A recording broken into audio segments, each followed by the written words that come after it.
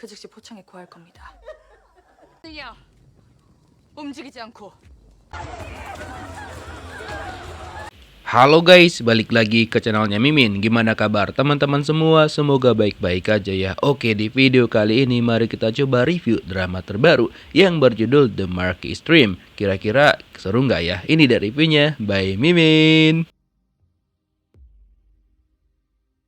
Zaman dulu banget pada saat dinasti Joseon di perbatasan ada yang namanya para bandit yang menguasai daerah tersebut, di mana mereka bakal memperkerjakan orang-orang yang dipanggil sebagai buruh dan mereka bakal mengambil keuntungan dari sana. Dan bagi buruh-buruh yang tidak menurut dengan mereka akan mendapatkan perlakuan yang lebih kasar.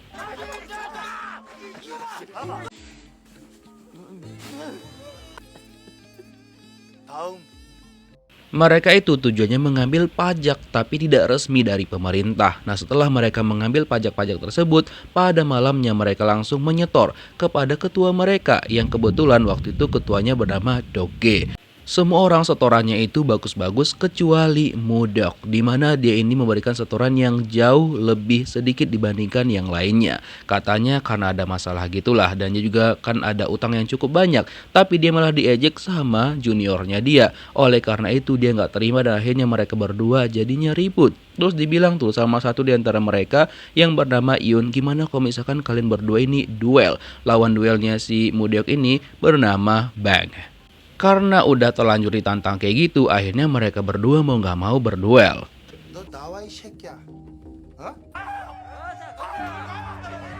Semua orang bersemangat untuk melihat duel antara Bang dan juga Mudok. Nah, si Mudok ini ternyata itu nggak bisa berkelahi dan dia pun dengan mudah dikalahkan sama Bang.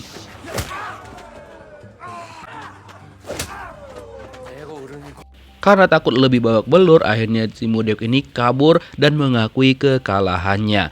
Dan setelah itu kan mereka pergi tuh sama rekan-rekannya, sama bawahan-bawahan dia. Dan pada saat di jalan mereka itu tidak sengaja bertabrakan dengan 3 orang. Dimana tatapan mereka itu sangat-sangat sinis banget. Nah, Mudok ini masih aja sok jagoan. Dan ketika dihampirin sama orang-orang itu, dia malah kicep dan gak bisa ngomong apa-apa.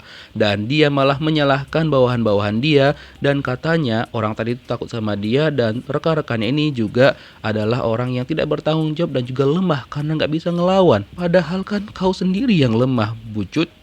Dan kalau dia pulang dalam keadaan kakak pakai baju kayak gini, istrinya bakal marah-marah dan ternyata dia juga adalah orang-orang yang suami takut istri. Padahal kayaknya sok banget.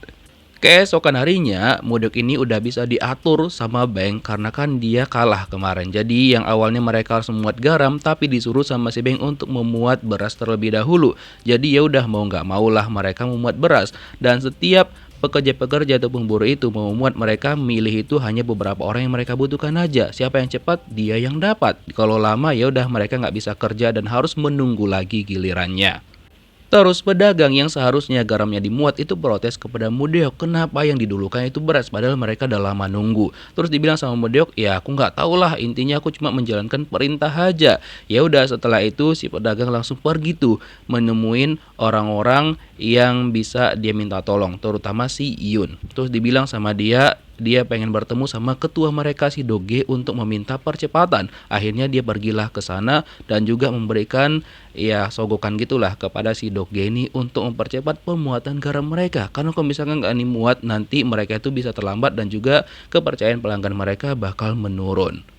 Dan untungnya si Doge ini memberikan izin untuk percepatan kepada mereka. By the way, nama pedagang itu adalah Pak Kang. Nah, di si Doge ini kebetulan juga lagi bermain catur bersama dengan Dolge, di mana dia itu berprofesi sebagai perwira pada waktu itu. Dan dia marah banget ketika Doge ini menghina para bangsawan yang memanfaatkan rakyat kecil dan juga para bandit katanya.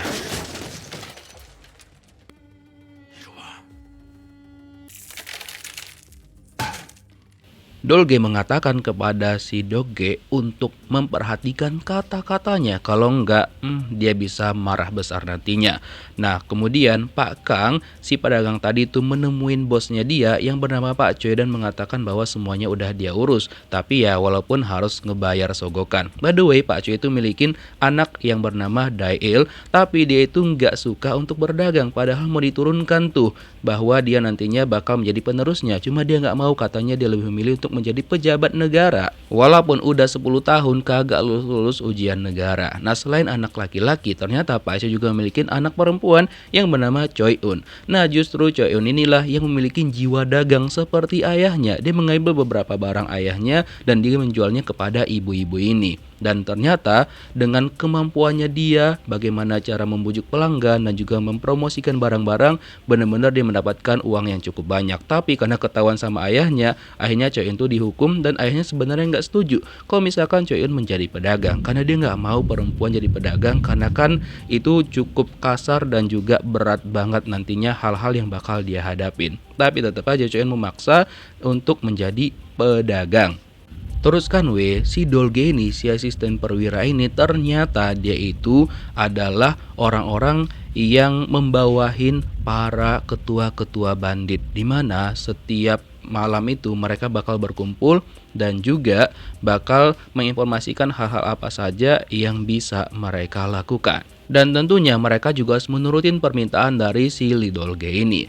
Namun salah satu di antara mereka akan memberikan saran karena katanya ada sebuah pemberontakan dan dia menyinggung tentang perwira-perwira istana. Hal itu membuat Dolge itu marah besar dan mengatakan kepada orang tersebut untuk jangan protes dan juga apapun masalahnya ya dia yang harus tanggung sendiri. Dan dia memperingatkan mereka semua lagi bahwa apapun yang terjadi dia nggak butuh pendapat mereka. Intinya mereka harus nurut dengan apa yang dia katakan. Nah setelah itu dia pergi menemuin seseorang dan juga memberikan beberapa perak. Dan orang tersebut adalah orang yang dia setor dari setoran-setoran yang diberikan sama para bandit tadi. Keesokan harinya, seperti biasa di wilayahnya Mudeok itu para buruh udah berbaris untuk mendapatkan pekerjaan dan kali ini mereka mengangkat beras dan yang dipilih itu cuma 12 orang aja. Terus ada salah satu orang yang agak tua tuh bentukannya kayak gini, dimana Mudeok nggak setuju karena pekerjaannya cukup berat, nanti malah mereka jadi lama banget. Terus dia pindahkanlah ke Jang Siul, si pemuda yang dia lihat tubuhnya keker banget dan dia yakin si Jang Siul ini bisa menggantikan si bapak ini. Tapi bapak itu tetap memaksa bahwa dia bisa melakukan. Namun Mudeok nggak mau dan menyuruh Jang Siul yang ini untuk menggantikan pekerjaan si bapak tadi. Ya udah akhirnya Jang Siul lah yang menggantikan pekerjaan bapak tua tadi. Nah setelah itu Jang Siul kan bebersih-bersih tuh ketika dia selesai bekerja, tapi si Mudeok ini malah kencing di sana dan itu membuat Siul tuh agak kesel. Tapi masih dia tahan dan pas dipanggil sama Mudeok dia itu nggak nyaut, malah kepalanya dipukul sama Mudeok. Dan Mudeok meminta sama Siul untuk menghormatin orang yang ngomong sama dia. Dan dia juga melihat ada beberapa luka di tubuhnya Jang Siul dan dia curiga Jang Siul ini tuh bukan orang biasa gitu loh. Tapi Siul tidak menjawab apapun dan bilang dia cuma pengen cari kerja aja. Tapi Mudeok tetap aja curiga dengan Jang Siul ini.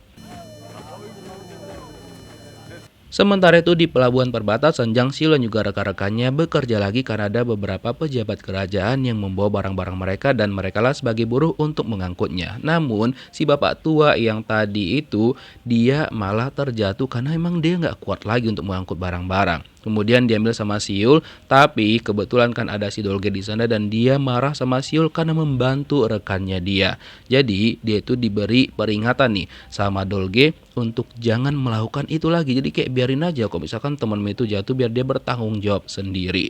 Dan kalian tahu mereka udah capek-capek angkat barang terus dibilang tuh sama Mudeok dan juga rekan-rekannya bahwa mereka para buruh tidak mendapatkan upah pada hari itu. Mereka mencoba untuk protes tapi kalian tahu kan kalau misalkan protes mereka malah mendapatkan perlakuan yang lebih parah lagi. Kebetulan di situ ada si Beng yang memberikan hukuman kepada mereka. Intinya dia bilang mereka juga nggak dibayar, so ya mereka juga tidak mendapatkan upah. Dan karena emosi si Beng malah melampiaskannya kepada Jang Siul. Padahal Siul tuh cuma diem aja loh.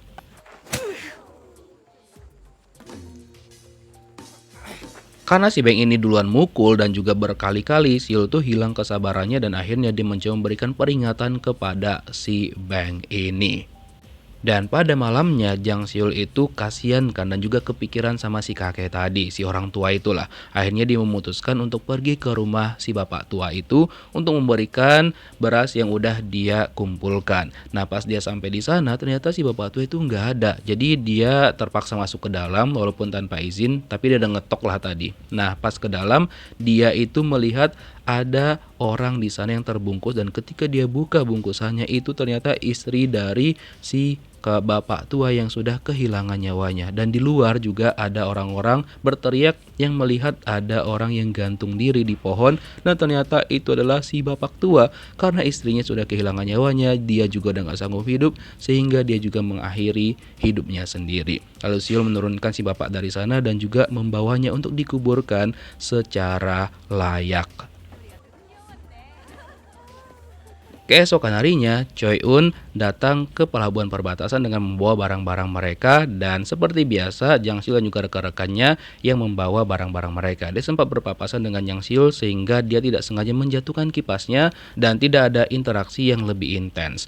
Nah, setelah itu mereka mengambil dan juga mengantar barang-barang yang dibawa sama Choi Un. Tapi lagi dan lagi dibilang sama Mudeok dan juga si Walwal anggotanya bahwa kali itu para buruh juga tidak mendapatkan upah. Padahal kemarin juga ada kayak gitu kan. Katanya pihaknya Choi Un tidak memberikan upah kepada mereka ataupun mereka nggak bayar lah.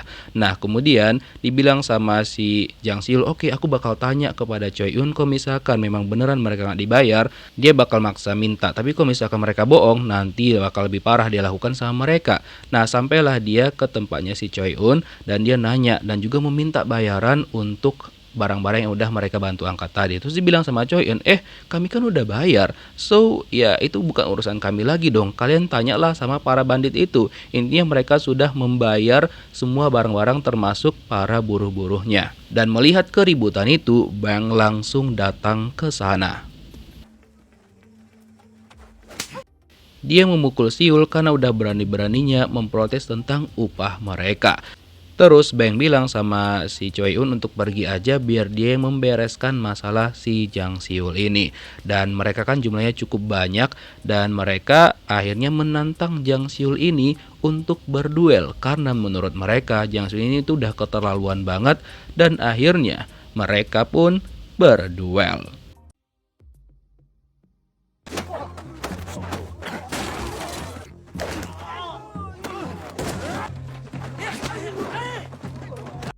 Sebenarnya si Beng ini tuh kalah dan diperingatkan sama Siul untuk udahan sebelum dia mempermalukan dirinya sendiri. Tapi dia nggak mau dan tetap melawan hingga akhirnya dia benar-benar dikalahkan sama Jang Siul. Terus diperingatkan sama Jang Siul bahwa jika mereka beneran nggak dapat upah dan terbukti berbohong, nanti dia bakal menanggung akibatnya. Yang sebenarnya yang mengambil uang para buruh itu dan juga upahnya adalah ini nih, si Mudeok dan juga si Walwal. Mereka berdua tetap diam, seolah-olah nggak terjadi apa-apa dan nggak merasa bersalah sama sekali. Setelah itu Jang Siul pergi ke tempatnya Choi Un untuk meminta upah yang seharusnya dibayarkan kepada mereka. Tapi dibilang sama Pak Kang bahwa mereka itu udah ngebayar loh. Jadi ya seharusnya mereka itu mintanya sama para bandit itu. Dan kemudian Choi Un datang dan karena greget nih sama Jang Siul, akhirnya dia memberikan apa yang diminta sama Jang Siul. Tapi Siul itu menolak karena katanya dia itu bukan pengemis, dia cuma meminta bayaran yang mereka minta aja. Dan Choi Un menganggap bahwa Siul udah sangat tidak sopan kepada mereka. Nah gak lama setelah itu datanglah ayahnya Choi Un, tapi dia tidak menghiraukan mereka karena dia anggap bahwa Choi Un ini bisa untuk menangani itu. Dan juga Choi Un bilang bahwa dia itu baik-baik aja. Yang kebetulan pada waktu itu juga ayahnya Choi Un ada seorang tamu. Terus Jang Siul tetap mengambil barang yang diberikan sama Choi Un dan dia robek untuk bagiannya dia, sisanya dia bagi-bagikan kepada rekan-rekannya dan mereka senang banget karena akhirnya mereka mendapatkan bayaran. Sementara itu ayahnya Choi Un berdiskusi dengan tamunya tadi, di mana ternyata tamunya itu menawarkan sesuatu kepada ayah Choi Un, di mana mereka pengen menguasai suatu daerah dan nantinya ayah Choi Un bakal mendapatkan keuntungannya, bahkan 50%-nya bakal dia kasih. Tapi ternyata ayah Choi Un kurang tertarik karena menurut dia sesuai aturan yang ada, segala sesuatu yang ada di Joseon itu adalah milik raja. Dan kalau misalkan mereka dibilang berkhianat, nah yang ada nanti mereka malah diburu dan juga dihilangkan nyawanya. Tapi si tamunya ini mengatakan bahwa dia bakal mencari orang yang lebih tamak untuk menjalankan misinya dia, dan dia tidak akan menyerah. 뱃사가고 폼상 말입니다. Terus kan Walwal bilang kepada Modeok bahwa mereka ketahuan sama Yun bahwa mereka lah yang mengambil uang upah untuk para buruh, dan mereka dipanggil sama si Yun untuk pergi ke tempatnya dia. Disuruhlah mereka berbaris dan juga mendapatkan hukuman dengan beberapa pukulan satu persatu di antara mereka. Mampus.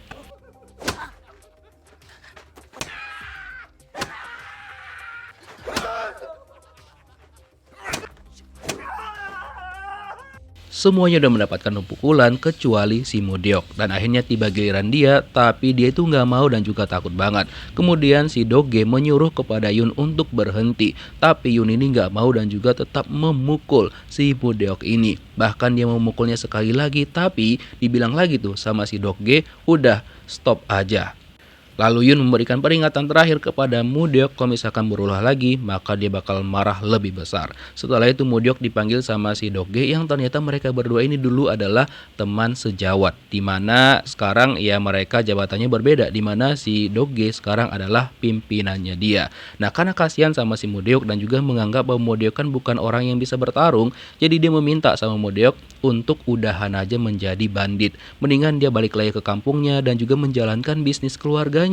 Tapi dibilang sama Modeok bahwa dia kan udah lama banget nggak pulang, dia juga nggak tahu bagaimana keadaan orang tuanya, masih hidup ataupun udah nggak ada. Jadi dia tetap bersikeras dan juga kekeh untuk menjadi seorang bandit, dan dia tetap meminta tolong banget nih sama Doge untuk jangan menyuruh dia pergi dari sana.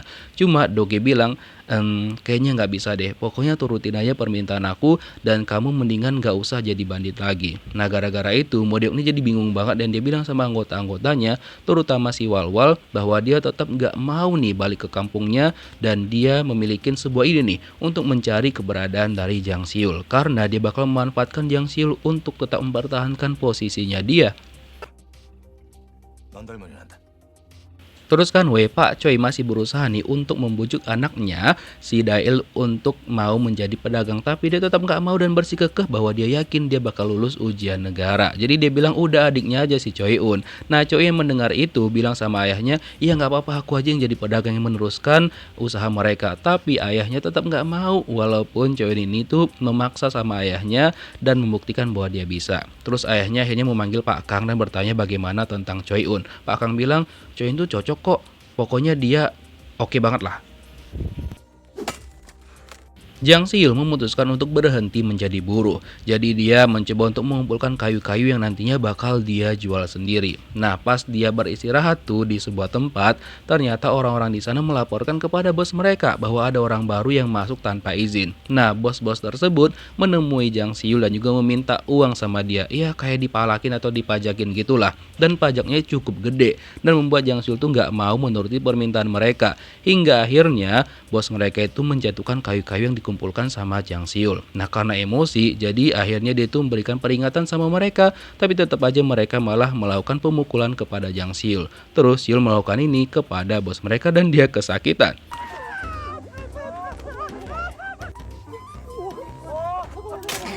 Bahkan dia juga mematahkan kapak dengan menggunakan kedua tangannya aja, membuat mereka itu jadi ketar-ketir, dan salah satu di antara mereka akhirnya ingat bahwa Jang Siul lah yang mengalahkan Bang. Apa nggak makin ketar-ketir mereka, ya kan? Nah, terus si Modeok ternyata masih mencari-cari nih keberadaan Jang Siul, dan dia tahu di mana Jang Siul tinggal saat ini. Lalu dia minta tolong sama pemiliknya dengan membayar untuk memeriksa barang-barang miliknya Jang Siul, karena dia yakin banget ada sesuatu di dalam sana. Ya udah, ketika dia bongkar ternyata dia menemukan sesuatu tuh, di mana dia menemukan sebuah surat. Cuma masalahnya kan dia tuh nggak bisa ngebaca. Ya udah, pas Jang Siul kebetulan juga pulang pada saat itu, si Modeok ini pergi lari dan juga membawa surat itu. Dia coba terawang tapi tetap aja dia nggak ngerti apa isi dari surat itu, so dia harus cari orang untuk membacakan untuk dia. Nah, sedangkan Jang Siul nggak sadar kalau misalkan ada barangnya yang hilang. Sementara itu di istana ada asisten perwira yang baru yang bernama Jung Chon, di mana dia lulus dengan nilai tertinggi dan hari itu adalah hari pertama dia bekerja. Lalu dikenalkanlah sama si Dolge kepada jenderalnya mereka. Lalu disuruhlah dia untuk membimbing si Jung Chon ini. Nah setelah itu dibawalah sama Dolge untuk memperkenalkan kepada bawahan-bawahan mereka. Cuma masalahnya mereka itu kayak kurang sopan gitu loh kepada si Jung Chun, mentang-mentang dia anak baru. Nah sebenarnya Jung Chun ini kan meminta laporan mereka, tapi mereka malah membahas hal yang lain. Dan mereka juga katanya memberikan hadiah kepada Jung Chun sebagai sambutan mereka, dimana mereka itu memberikan hadiah itu seperti kayak sogokan gitu loh. Ditambah lagi mereka bilang bahwa Jung Chun wajib menerima itu karena itu adalah tradisi mereka. Terus dibilang sama Dolge bahwa di hari pertama lo kok kau udah nerima sogokan aja, dan kata dia tapi nggak apa-apa, itu hal yang wajar kok, katanya gitu. Nah bingunglah si Jung Chun ini kan, dan mereka juga ternyata kurang suka dengan si Jung Chun. 우리 세금을 맡고 있습니다. 세금이요? Oh iya, karena Choi Un udah mendapatkan izin dari ayahnya untuk meneruskan bisnis mereka, kemudian Pak Kang mencoba untuk mengatakan sama Choi Un apa-apa aja yang bakal mereka hadapin, terutama pajak yang bakal diambil dengan para bandit yang dipimpin sama Doge. Cuma Choi Un tuh nggak setuju dengan pengambilan pajak tersebut, kan menurut dia mereka udah bayar pajak kok dipajakin lagi. Nah akhirnya mereka bertemulah dengan anak-anak buahnya si Doge, terutama ada Yun di sana, dan juga mereka memberikan hadiah kepada orang-orangnya si Doge agar mereka dipermudah nantinya. Nah setelah itu mereka juga mencari keberadaan Doge, dan kata si Yun, Doge ini lagi pergi berpesta di sebuah rumah bordil. Nah pergilah si Choi Un dan juga Pak Kang ke sana dan mereka menyapa si Doge ini. Namun datangnya Choi Un ke sana itu kurang disambut baik dengan Doge. Ditambah lagi Choi Un mengatakan bahwa dia itu tidak setuju dengan sistem yang dilakukan sama Doge, memungut pajak lagi dari mereka. Lalu Choi Un ditawarkan untuk minum sebagai sambutan yang diberikan sama Doge, dan itu langsung diterima sama Choi Un dan juga meminum minuman tersebut. Dan Choi Un menambahkan bahwa nggak ada yang namanya pajak-pajak percepatan, pokoknya dimuat sesuai dengan urutan. Namun dibilang sama Doge, kami itu nggak bisa bertahan lama kalau misalkan menggunakan sistem itu, dan jangan terlalu naif, dan dia mungkin juga nggak bisa ngebantu mereka. Terus kan anak buahnya si Yun menginformasikan bahwa mereka sudah menemukan keberadaan Jang Siul. Mereka langsung pergi rame-rame kayak gini untuk memberikan pelajaran sama Jang Siul. Beraninya keroyokan. Lalu pas mereka sudah memastikan itu benar-benar Jang Siul, mereka sudah bersiap nih untuk memberikan pelajaran. Tapi ternyata pas mereka mau maju, ada para perwira kerajaan, so mereka mengurungkan niat mereka. Ternyata perwira kerajaan yang datang pada saat itu adalah Jung Chon. Dan ternyata Choi Un dan juga Pak Kang masih berada di sana juga. Nah terus pas si Jung Chon ini lewat kan, dia melihat Jang Siul dan dia berpikir kayak itu orang yang pernah dia kenal. Lalu dia turun untuk memastikan, dan ternyata beneran dong Jung Chon ini kenal dengan Jang Siul. Lalu dia memanggil Jang Siul. Choi Un penasaran, kok perwira kerajaan ini kenal dengan Jang Siul. Begitu juga dengan Mudeok yang ada di sana, dan memastikan bahwa benar dugaan dia Jang Siul ini sebenarnya bukan orang biasa. Ditambah lagi kayaknya dia cukup dekat dengan Jung Chon ini. Nah, bagaimana sih Jang Siul dan juga Jung Chon itu bisa kenal? Nah, pada tahun 1583, kebetulan pada waktu itu ada pemberontakan besar yang terjadi gara-gara suku barbar. Yang seharusnya pihak kerajaan itu mengawal dan juga melindungi para rakyat yang kebetulan dipimpin sama si Dolge pada waktu itu, mereka malah memilih untuk kabur dan juga menyelamatkan diri sendiri.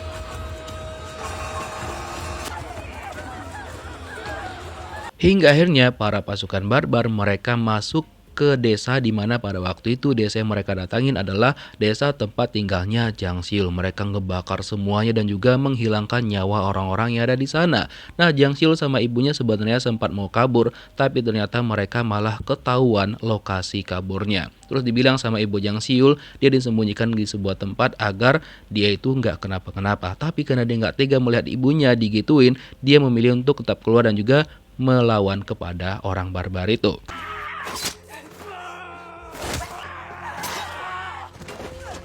Tapi karena jumlah mereka banyak banget, jadinya Jiang Sil nggak bisa ngelawan hingga akhirnya ibunya benar-benar dihilangkan nyawanya sama mereka. Nah, beberapa saat kemudian setelah orang-orang barbar itu udah pada pergi, orang-orang yang selamat melakukan pengecekan kepada orang-orang yang mungkin masih hidup. Nah, kebetulan disitulah ibunya Jung Chon dan juga Jung Chon sendiri menemukan Jiang Sil dan mereka akhirnya merawat Jiang Sil. Mereka tumbuh bersama sampai mereka dewasa dan mereka juga cukup banyak membuat onar, walaupun sebenarnya yang mereka buat itu untuk membela orang-orang yang berbuat benar dan juga membutuhkan keadilan untuk orang-orang yang mereka bantu. Tapi ya tetap aja dibilang berbuat onar.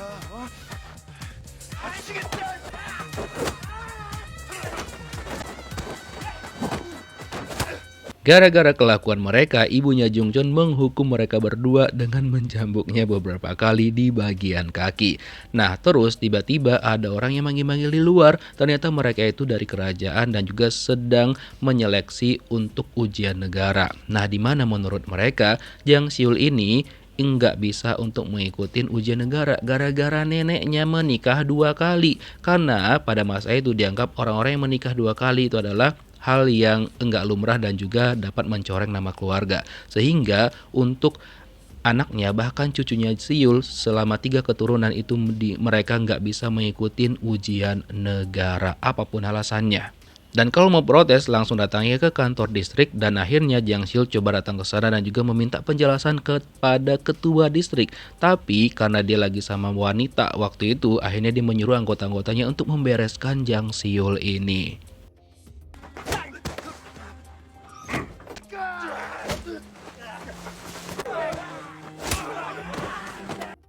Karena kemarahan dalam diri Jiang Sil semakin membara, akhirnya dia memilih untuk membakar tempat tersebut. Makanya setelah itu dia dibawa lari sama Jung Chun yang kebetulan ada di sana untuk menyelamatkan Jiang Sil dan dibilang sama Sil bahwa Jung Chun harus mengikuti ujian negara apapun yang terjadi dan mereka harus berpisah karena sekarang Sil itu menjadi seorang buronan. Nah, si Mudeok itu mendapatkan cerita itu semua dari orang yang dia kenal. Makanya dia tuh benar-benar mencari informasi nih tentang Jiang Sil karena dia benar-benar ingin mempertahankan posisinya dan dia nggak mau disuruh balik ke kampungnya sama Doge. Terus kan pada malamnya setelah Jiang Sil dan juga Jung Chon ketemu, Jung Chon mengajak untuk bertemu dengan ibu mereka. Yang ternyata ibunya Jung Chon itu sudah nggak ada dan mereka berdoa di kuil untuk ibunya Jung Chon. Dan sebenarnya Jung Chon itu mengajak Jiang Sil untuk tinggal bersama, cuma Siul bilang dia nggak mau, dia mau pergi ke perbatasan aja, setidaknya dia berjuang untuk ya membalikkan namanya lah, setidaknya dia tidak kehilangan nyawanya sebagai orang yang jadi buronan. Dan dia bilang kepada Jung Chon bahwa dia berharap Jung Chon bakal menjadi pejabat yang baik. Nah, setelah itu, pada malam itu juga Jiang Sil berniat pergi ke perbatasan tapi di stop sama si Mudeok. Kata Mudeok, dia itu menawarkan tawaran yang bagus nih untuk Jiang Sil untuk bekerja sama dengan dia. Tapi Jiang Sil nggak mau. Oleh karena itu, Mudeok mengeluarkan senjata andalannya di mana dia tahu masa lalunya Jiang Sil termasuk tentang Jung Chon. Tapi dibilang sama Jiang Sil bahwa dia tuh nggak kenal dengan Jung Chon sama sekali. Dan kalau misalkan pun si Mudeok mau laporkan dia ke kantor biro pemerintahan, udah laporin aja gitu. Cuma ternyata kan Mudeok bilang bahwa dia memiliki surat yang pernah dikirimkan Jung Chon kepada Jiang Sil.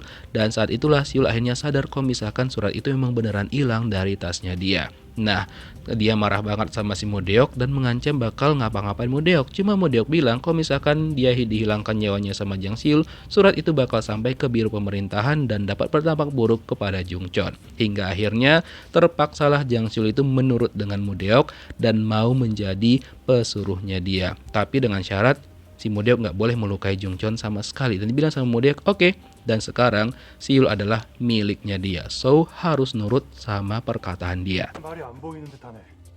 말이요. Keesokan harinya di kantor pemerintahan, Jung Chon mencoba ngecek stok kuda mereka, stok pedang, terus panah, dan lain-lain. Ternyata itu tuh nggak sesuai dengan apa yang dilaporkan. Kudanya yang dilaporkan 20, adanya cuma 3 biji. Terus pedang-pedangnya juga nggak diasah sama sekali, berkarat semua. Seolah-olah mereka tuh nggak pernah menggunakannya sama sekali. Bahkan panahnya juga itu tuh rapuh banget. Ketika dicoba sama si Jung Chon, malah langsung patah kayak gini. Dan dia langsung marah sama anggotanya. 사관을 봤나? Terus dibilang sama si Dolge, udah intinya kau itu nggak usah sombong kali jadi orang. Pada malamnya nanti pokoknya bakal ada pesta penyambutan untuk kamu, katanya gitu sama si Jungchon. Ya udah, malamnya beneran mereka melakukan pesta penyambutan untuk anggota baru mereka, asisten perwira yaitu Jungchon, yang kebetulan juga ada jenderal mereka di sana. Nah, sebagai anak baru, si Jungchon ini disuruh untuk memberikan penampilan sama seperti yang dibuat sama si Dolge ini, yang awalnya dia contohkan kan. Tapi sebenarnya Jungchon itu nggak mau, dan si Dolge bilang, udah kau turutin aja permintaan dari jenderal kita. So, nggak usah banyak tingkahmu, nggak usah banyak cengkunek, turutin aja apa yang dia mau. Setelah itu, Jungchon bertanya kepada Dolge kenapa mereka melakukan hal yang itu. Padahal kan sebenarnya mereka itu harus melindungi rakyat dan bukan malah berpesta-pesta kayak gitu. Nah, dibilang sama Dolge intinya mereka cuma melindungi raja aja, mereka bukan melindungi rakyat. Sama kayak di Konoha ya. Dan kata Dolge, kalau misalnya nggak nurut, mereka bisa dibilang sebagai pengkhianat. Nah, sementara itu Jang Seul diajak sama Bodeok bertemu dengan rekan-rekannya dia dan juga istrinya. Mereka akhirnya bergabung dalam satu tim yang sama. Dan mereka penasaran sebenarnya dari mana asal Jang Seul ini, karena dia bisa menggunakan sumpit seperti para bangsawan pada umumnya. Karena orang-orang rendahan seperti mereka itu tuh nggak bisa melakukannya. Mereka juga saling bertukar nama dan Modeok mengatakan kepada rekan-rekannya bahwa mereka dengan Jang Seul itu bakal bekerja sama mulai saat ini. Pokoknya dia bilang sama Seul bahwa Jang Seul ini benar-benar ditakdirkan sebagai seorang bandit. Dia setuju ataupun enggak, intinya ya harus nurut kan karena dia megang kartunya Jang Seul. 얼마나 됩니까?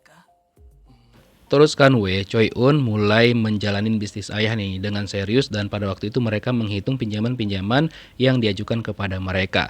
Dan niatnya pada malam itu mereka bakal memuat barang-barang mereka dan kata Pak Kang pokoknya harus dimuat sebelum matahari terbit.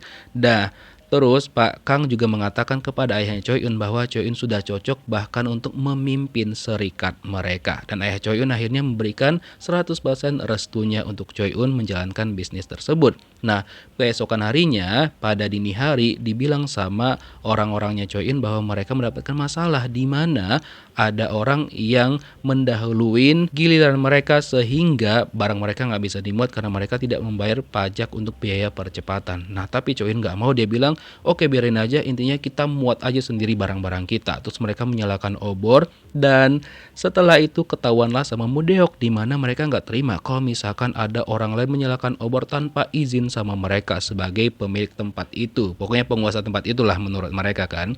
Lalu dibilanglah sama Choi Un bahwa mereka tidak boleh melakukan hal itu. Tapi Choi Un bilang dia nggak peduli sama sekali, dia nggak mau menurutin permintaan mereka bahkan membayar pajak yang seharusnya mereka tidak bayarkan. Nah, karena Choi Un nggak mau nurut sama mereka dan juga tetap dengan pendiriannya dia dan mengatakan bahwa dia sambil mengangkat obor dan meminta kepada anggota-anggotanya untuk menaikkan barang-barang mereka. Terus, Modeok menggunakan Seul untuk meminta dia mengambil obor yang ada di bawah sama Choi Un. Kalau misalkan dia nggak mau, ya Modeok bakal melaporkan Jungchon. Jadi ya dengan sangat-sangat terpaksa Jang Seul ini mau melakukan perintahnya si Modeok. Pergilah dia ke arahnya Choi Un dan juga mengambil paksa obor di tangannya Choi Un. Walaupun Choi Un nggak mau dan tetap mempertahankan obornya, tapi tetap diambil paksa kepada si Choi Un ini. Dan dibilang sama si Seul, percuma aja kau ngelawan karena nggak akan ada artinya. Nah, gara-gara itu Choi Un kecewa banget dengan Seul yang awalnya dia kan sok perfeksionis banget, tapi akhirnya dia malah menjadi lintah penjilat bagi Modeok. Dan akhirnya juga Choi Un mulai paham masalah-masalah berat apa yang bakal dia jalanin selama menjalankan bisnis ini. So, kira-kira gimanakah kelanjutan kisahnya? Kita lihat di next episode. Thank you for watching guys. See you on next video. Bye-bye.